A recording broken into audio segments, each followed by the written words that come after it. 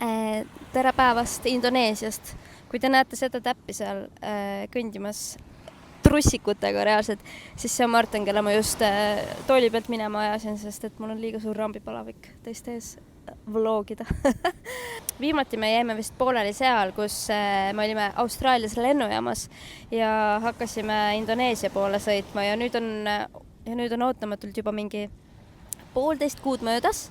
Ja tegelikult paari päeva pärast me läheme juba Indoneesiast ära ja hakkab nii-öelda ametlikult koju minemise või koju jõudmise teekond.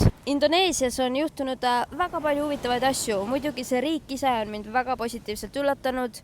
Kõik loodus, inimesed, isegi toit on olnud räigelt hea, aga võib-olla kõige suurem muutus minu jaoks on olnud see, et väga eneselegi ootamatult hakkasin ma tänaseks mingi 6 aega tagasi täiskohaga tööle. Ühest küljest on väga hea meel, teisest küljest on see olnud nagu väga-väga suur selles mõttes ikkagi ümberharjumine, sest et alustad uut töökohta full online'is, kui sa oled kuskil nagu jumal teab kus, elad oma kohvrite otsas, kogu aeg vahetad asukohti. No, ei ole olnud kindlasti kõige kergem, aga iseenesest nagu üliäge, et mul selline võimalus avanes ja see kindlasti võtab ära ka ühe stressi, on ju, et Eestisse jõudes mul on nagu sissetulek kohe olemas, ma ei pea hakkama tööd otsima, ma ei pea hakkama nagu nende asjade peale mõtlema, et saab võib-olla natukene nagu sujuvamalt tagasi mingisugusesse rutiini ja päris rütmi. Oleme siin Indoneesias vist mingi 5. või 6. kohas elanud / reisinud selliste nädalaste või 2-nädalaste etappide kaupa ja on tõesti olnud üli mõnus. Ja nüüd ongi, täna on meil, mis päev on, kolmapäeva hommik, tulime hommikuks randa, sest täna on trennivaba päev, siis on natukene rohkem aega ringi ka käia ja varsti hakkamegi juba linna poole tagasi minema, et teha üks kiire lõuna. Ja siis minna kontorisse. Me võtsime siin mõlemad ühe coworking space'i omale, mis on üli mõnus, on 25 € nädalas, et on suht selle pisikene nagu koht. Ala nagu mingi 30 spotti on seal äkki, aga ikka nagu nii suur erinevus on, kas sa teed tööd kuskil nagu mingi kuskil pimedas bungalows, mingi voodi all, kuidagi kägaras või siis sul on ikkagi päris laud, õhukonditsioneer, normaalne wifi. On siis selle kaamera koju tee rännakule kaasa. Võib-olla puudutan ka nagu seda, mis tunded üldse valdavad seoses koju minekuga. Tahes-tahtmata on tegu ikkagi nagu räigelt suure elumuutusega, nagu ühest küljest ma olen üli valmis minema koju, et nagu ma tegin selle otsuse teadlikult, on ju, et praeguseks korraks nagu kohver lahti pakkida ja vähemalt mõneks ajaks nagu paikseks jääda, aga teisest küljest ei tähenda see, et see ei ole nagu ikkagi väga suur nagu harjumine ja mõnes mõttes leppimine ja kohanemine, et üks osa minust nagu kindlasti pelgab ka, et kuidas see siis reaalsuses nagu, kuidas reaalsuses tunne on kojudes. Aga vaatame, ma ei tea, kas Martin julgeb tagasi ka tulla või ei julge. Ja üks fun fact veel, Martin oli vahepeal salmonellas nagu ja tal olid 3 päeva vist tilgutid ja siis oli mingi 10-päevane antibiootikumide kuur ja tal on ka ikka veel nagu selle haiguse mingid kõrvalnähud või jääknähud ja nüüd olen lisaks veel mina ka haigeks jäänud, kuigi mul on nagu tavaline külmetus, mis on arvatavasti sellest, et õues on 35 kraadi ja siseruumid kütetakse õhukonditsioneeridega nagu mingi 18 peale, ehk siis on lihtsalt selline tunne nagu astuks kuhugi külmkappi iga kord sisse ja eks niimoodi see nohu ja köha tulebki. Aga ei ole hullu, ma loodan lihtsalt, et ma saan laupäevaseks reisipäevaks nagu enam-vähem korda, et ei peaks kuskil lennukis nagu õhu pärast võitlema ja võidu teistega seal tatistama. Nii, sealt Martin vaikselt hiilib tagasi. Ma peaks talle märku andma, et õhku on puhas, põhiklipp on tehtud.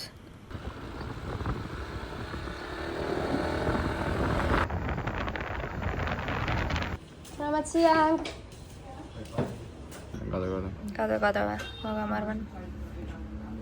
Jah, seal on kartul ka, nii et. Aga võib-olla ice cream scoop. Skoro. So, I would have a gado. But is it possible to have instead of finished? Okay, then just a large water. Only small. Small? And then just one small water. Okay, one small water. Yeah, thank you. Terima kasih. Yum. Let's go. Tere hommikust. meil ongi nüüd viimane päev Indoneesias, viimane hommik Indoneesias, sest mingi 3-4 tunni pärast läheb meil lend Malaisiasse, Kuala Lumpurisse, kus me kumbki ei ole varem käinud. Ja homme sõidame me sealt edasi Georgetowni 6 tundi bussiga. See Georgetown peaks olema nagu mingi, ma ei tea, mingi kultuuripärandi nimekirjas, mingi Malaisia toidu pealinnaks kutsutakse seda. Lähmegi veits varem lennujaama võib-olla kui muidu, mingi 3 tundi varem, nii nagu eeskujulikud kodanikud ikka. Lihtsalt sellepärast, et siin Aasia riikides minu arust mitte kunagi ei tea, et kas sa saad nagu passikontrollist mingi 7 minutiga läbi või pead sa seal järjekorras mingi tund aega ootama. Aga nüüd teemegi kiire hommikusöögi ja on aeg minna.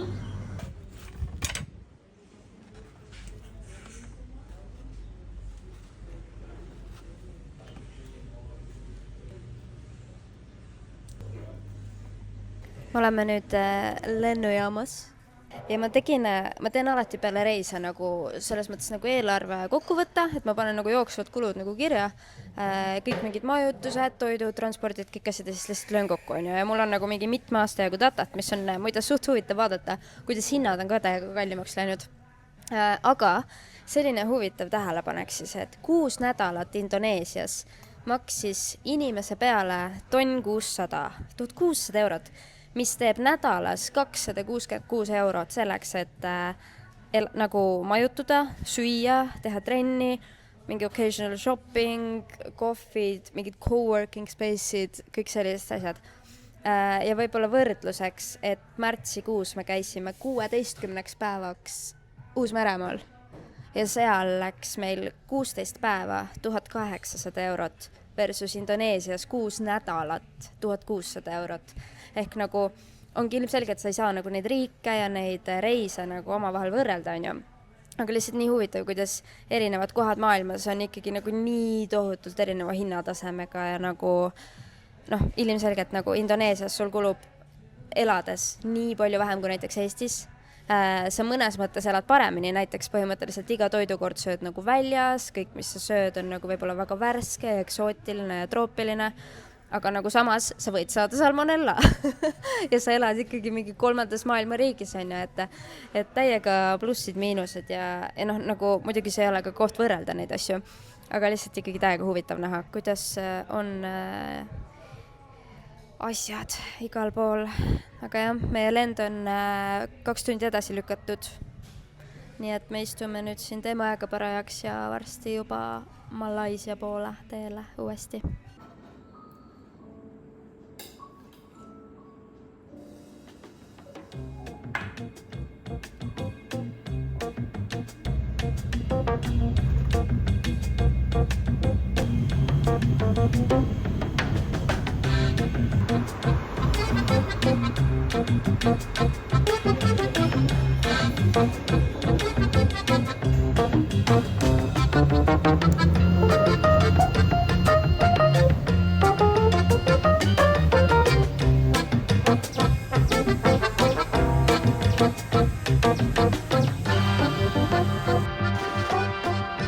Hommikul on selline vaade siis. Kui ei teaks, siis arvaks, et oleks näiteks Slovakkias või Poolas, kuskil Mägikülas. Aga tegelikult hoopis Cameron Highlandsis, Malaisia sisemaal. Me oleme vist nüüd juba mingi nädal aega Malaisias olnud või? Ja me oleme selle ajaga olnud 3 erinevas kohas. Me lendasime laupäeval Kuala Lumpurisse, kus me võtsime 1 öö nagu linnas ja me olime otsustanud järgmisel päeval sõita Georgetowni, mis võttis meil mingi 6 tundi bussiga ja siis väike jupp praami.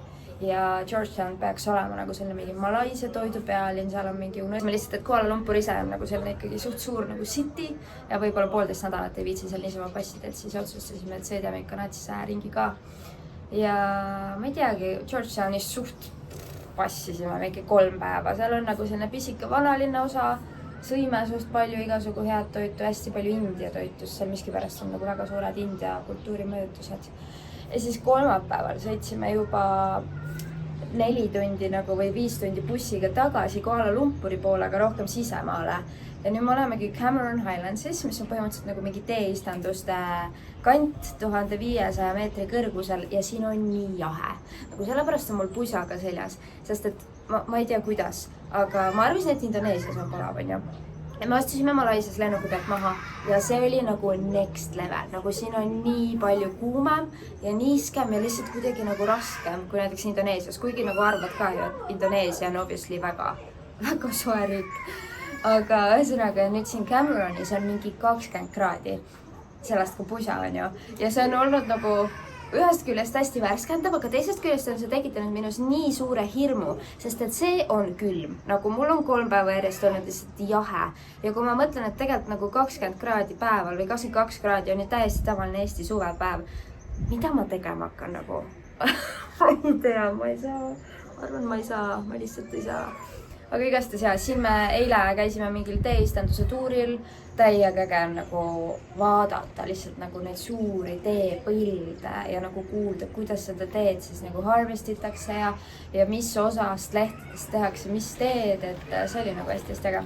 Ülejäänud aja oleme lihtsalt chillinud, suht palju tööd teinud ka, läpakas istunud ja ma ei teagi, nüüd on reede hommik, kell on mingi 10:30, eile jäime suht hilja magama, sest mul oli vaja teha üks netitellimus Honor Activist, sest neil launchis mingisugune uus kollektsioon ja mul oli ju väga vaja, on ju. Sest et ausalt öeldes meil on kõik riided lihtsalt nii tohutult ära kantud ja Eestis meil ei ole nagu üldse peaaegu normaalsed riided, sest et obviously kui me Aussi tulime aasta tagasi, siis me võtsime kõik nii-öelda nagu korralikumad ja paremad hilbud kaasa ja aasta jooksul nagu eriti palju asju juurde ei ostnud. Nii et nüüd ongi selline olukord, et nagu meil mõlemal on kõik need asjad nagu selle aasta ja mingi 4 kuu jooksul nii palju ära kantud ja nii retsitud, et tegelikult meil on vaja teha nagu mõlemal täiesti uus garderoobi värskendus. Näiteks mingid trenniriided, suvetopid, jalanõud. Martenil, fun fact, ei ole mitte ühtegi paari ketse, millega väljas käia. Või no, millega lihtsalt nagu tänavale minna. Tal on ainult jooksutossud ja plättud. Et nagu meil tuleb retsilt palju osta ja täiega palju lihtsalt teha mingit garderoobi uuendust. Õnneks Eestis on küll vaata see, et hooajad käivad ikkagi korda mööda, et praegu tegeled ainult suveasjadega, noh, eks siis sügisel vaatab nagu muid asju. Aga sellepärast mis eile natukene shoppasin ka, võtsin mingeid trenniriideid ja paar basicut. Ja nüüd ongi, me tahame jooksmas käia, et võtta ikkagi, et kasutada ikkagi ära seda normaalset temperatuuri. Jooksame ära, siis lähme bussile 5 tundi, teen bussis veits tööasju ja siis õhtul jõuamegi juba linna ja oleme siis seal teispäevani, kust me lendame Türki nagu Euroopasse tagasi. Väga tubli. 8 kilomeetrit joostud 1500 meetri kõrgusel. Ja selline tunne, nagu oleks tulnud treeninglaagrisse. Mul oleks VO2 maks 2 punkti alla praegu see ühe jooksul. Ma ei tea, mis seda tähendab. Ta räägib kogu aeg mingi VO2 maksist.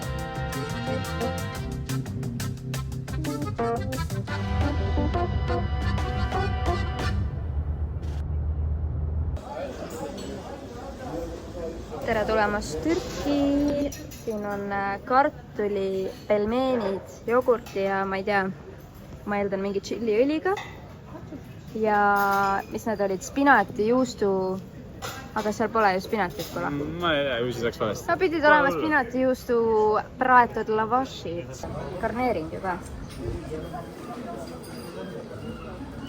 Ja millal viimati pelmeene sõid nagu? No ei tea. Tundub väga maitsev. Väga maitsev. Täiega head. Ma ei tea, kas on küüslauk ja mingid ürdid ja nagu... Kas on jogurt? Jaa, ma proovin samal ajal. Väga kuum. Kuigi ma olen juba maitsnud, siis on siuke mõnusalt rasvane pirukas. ja siin vahel on selline feta juust. Väga maitsev. Nagu väga. Täitsa üline.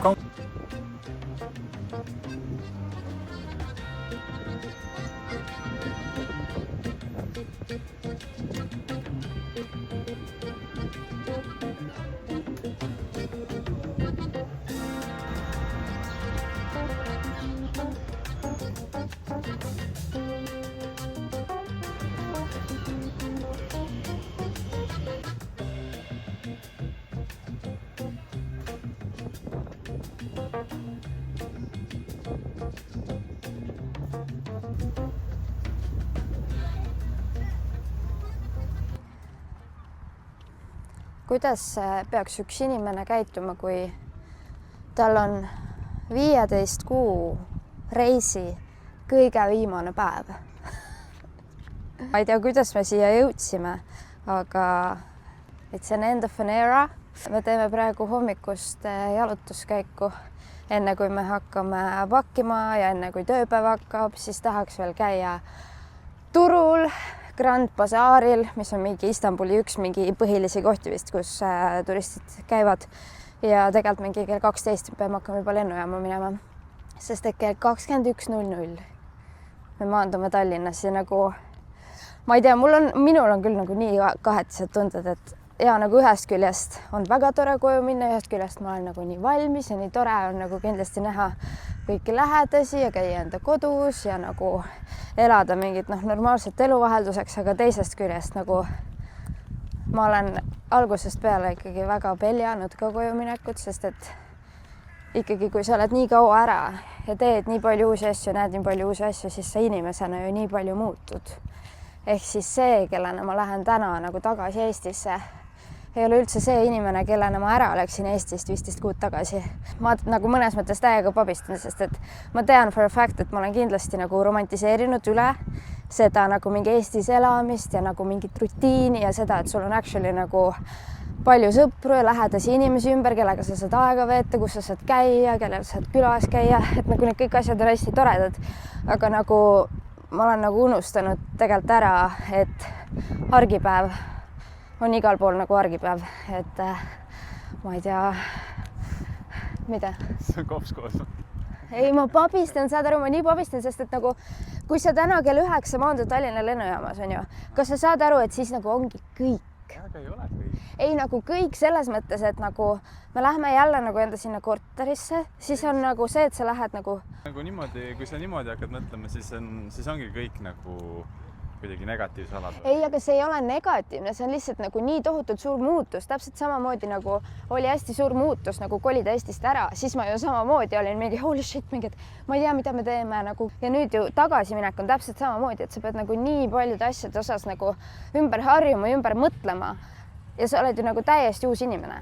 Nii et see on nagu, sa sisened nagu vanasse ruumi ja vanasse keskkonda ja uue versioonina endast, mis kõlab nagu minu arust nagu mingi wuju on ju, aga nagu see on selles mõttes tõsi. Ja nagu ongi, et ma ei tea, kuidas need asjad nagu, mida ma vanasti tegin või millega ma vanasti olin harjunud või kuidas ma olin nagu harjunud, ma ei tea, suhtlema inimestega või mida ma seal tegin, kas need üldse täna enam teenivad mind. Nii et mõnes mõttes on nagu see, et sa hakkad kogu seda justkui hästi tuttavat elu nagu uuesti ehitama. Ongi ju lahe see, et see ei peagi teenima sind ja nagu ongi see, kui sa lähed uue inimesena tagasi, siis nagu see ei peagi olema nii, nagu varem oli ja see, et see üks reis või üks asi lõpeb, ei tähenda, et nagu finish, et see on kuidagi teine vaatepunkt. Varem oli see, et sa lähed reisid koju, siis on see, et okei, nüüd ma olen kodus ja ootan nagu järgmist reisi, aga nüüd sa nagu näed, et tegelikult saab teha teistmoodi ka, et see ei pea olema lihtsalt see, et käin 2 nädalat kuskil soojal maal, vaid sa saad nagu kolida kuradi Barcelonasse nagu it's not big. Ja väike teaser, ma arvan, me ei jää väga kauaks. Siis sa ei saa panna seda asja üles. Kui keegi töölt ei vaata, ma vlogi elu sees.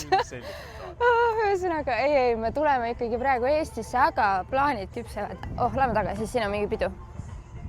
Oota, ma tahtsin nüüd midagi öelda.